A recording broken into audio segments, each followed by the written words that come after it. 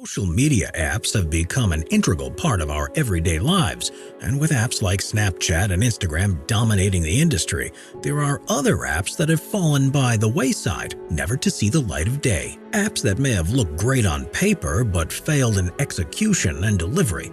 So, join us as we take a look at 15 failed social media apps. Number 15. Yik Yak. Kicking off our list is Yik Yak, created in 2013 by two college students. The purpose of Yik Yak was to connect users within the area to allow them to converse with one another anonymously. Think two unknown numbers within 5 miles of each other texting back and forth. The developers' goal was for their users to create more social interactions, thereby expanding their social circles. It was supposed to be the perfect app for anyone new in town, anyone who felt alone or had trouble meeting people in real life. It may have been a beautiful idea, but in reality, things became a bit more sinister than anyone could have prepared for. Yik Yak quickly became popular amongst teenagers and young adults who could post their yaks on the app's community message boards and vote on members' posts. But of course, with teenagers often comes levels of immaturity, and with anonymity often comes toxicity. Cyberbullies took to Yik Yak to harass users and were even able to discover some users' identities. One Yik Yak user even used the platform to threaten to bomb a school. As more and more incidences like these piled up, activists called for the app to be shut down. While the creators attempted to solve the issues with updates that gave the users the option to properly identify themselves, the end had already begun for Yik Yak. The app continued to host volatility, its popularity declined drastically, and in April of 2017, Yik Yak announced that it would be shutting down. Number 14. Hailo. With the success of ride-hailing apps like Uber and Lyft in the early aughts, plenty of app developers wanted to catch a ride, and in 2013, the Hailo app was launched. Hailo was based in London and would be used to help hail cabs in its hometown, and New York, where yellow cabs were historically a much more viable business and means of transportation. Hailo was able to raise $100 million in funding and was slated for success. While it initially had 2.5 million users in London, it was much harder to gain traction in New York City. The Big Apple was undergoing plenty of legal issues that made the e-hailing phenomenon difficult to catch on. When e-hailing was finally legalized in New York, Hailo took aim at the yellow cabs, leaving the more luxury service to companies like Uber. The problem? If you've ever taken a yellow cab in New York City, you'll know that most of those drivers don't use a smartphone, which was absolutely essential to using Hailo. Unfortunately for developers at Hailo, they drove headfirst into the market without doing the research and lost big time to Uber and Lyft. And the rest, as they say, is history. Number 13. Rdio. Nowadays, everyone listens to music through an app, whether it's through Spotify or Apple Music.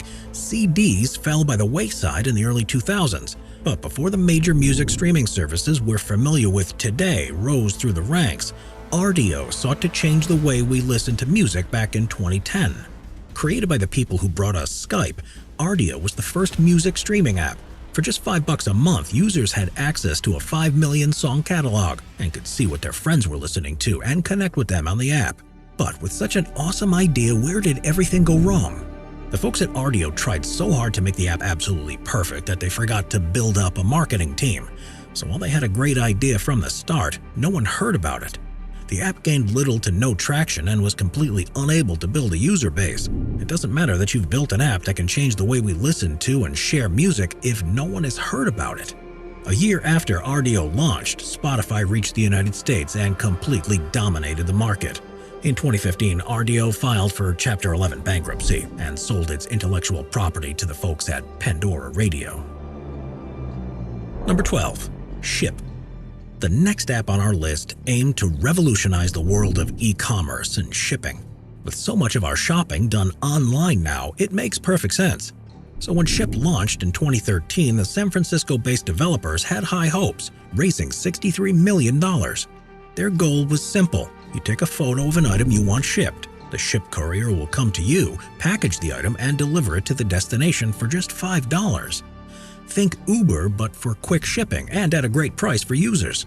But the team at Ship quickly learned that $5 a pop wasn't a sustainable price point and quickly went into the red. They attempted to adapt, charging more money for larger or fragile items, but it was too little too late, and with a total of $63 million in venture capital funding, there was an enormous amount of pressure to please their funders. To do so, they expanded from their home base of San Francisco to New York, Chicago, and LA, but this only increased their cost of operations.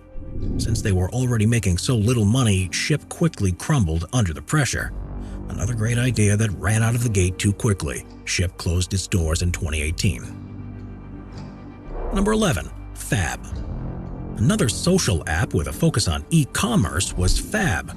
Created in 2011, Fab focused on selling goods that were either tough to find or unavailable on other major e-commerce sites.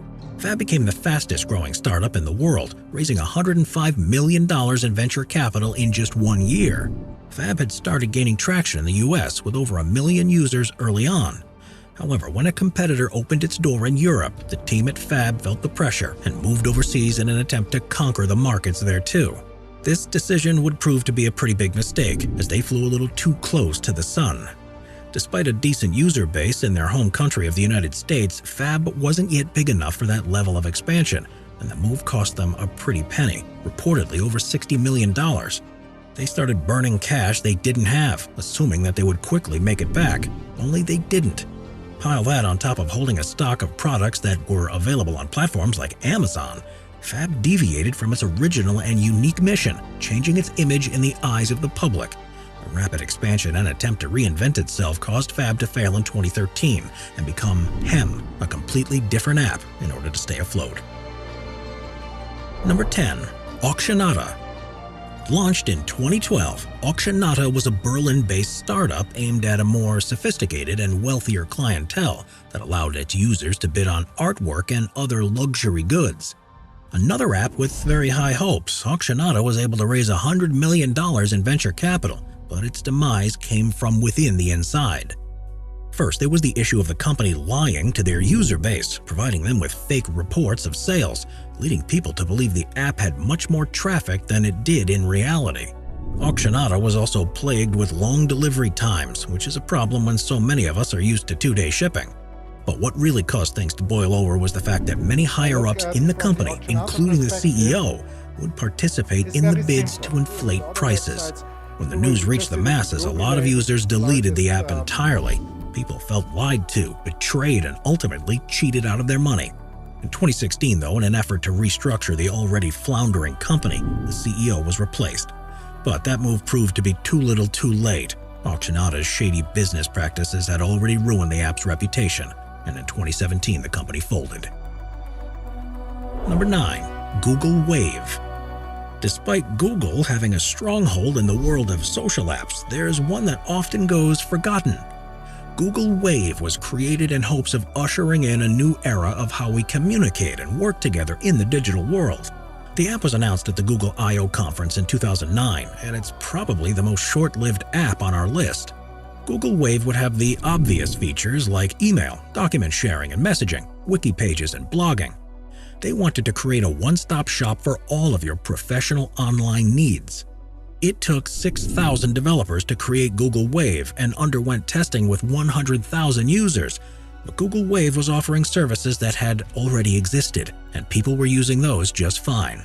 On top of that, many testers found the provided services to be far inferior to their counterparts, and the main page was absolutely cluttered with windows and information. Many users failed to see how Google Wave was meant to increase productivity with such an arduous app. 6 months after its announcement, the Google Wave crashed and receded back into the sea of apps, never to be seen again. We're constantly adding more people to the Top 5's production team to bring you all the best content. Be sure to subscribe with notifications on and hit the like button. Number 8. Everpix. Since everyone is walking around with a state-of-the-art digital camera in their pocket, we've all become photographers able to take and store thousands of photos. So when a vacationer, Pierre-Olivier Latour, was going through photos from a trip in 2009, he realized there wasn't a great way to keep all of those memories organized. He came up with the idea for Everpix, an app that would organize the photos on your smartphone and save you the trouble of sifting through and trying to recapture that perfect memory. Everpix quickly gained over $2 million in funding, but spent more than half of that money in app development over the course of a year and a half. Another issue we've seen before was that the Everpix team focused too much time and energy on creating the perfect app instead of focusing on marketing and building a customer base. And while Everpix may have been a great idea, it's hard to get anyone to use your app if they don't know it exists. The photo app market was already oversaturated, with most apps already having millions of users by the time of Everpix's inception. Couple that fact with a year of free use and you have a recipe for a loss of capital. How much did Everpix earn in the end? About $254,000. This left their financial backers very upset and with empty pockets, and the app folded in 2013. Number 7. Path. In 2010, a former Facebook team member and Sean Fanning of Napster launched Path. This social media app's goal was to take the idea of Facebook and dial it back. Instead of having hundreds, if not thousands, of friends in the app, Path sets a cap at 50 friends per user. The logic behind the idea is realistically, most people don't typically have more than 60 actual friends in the real world.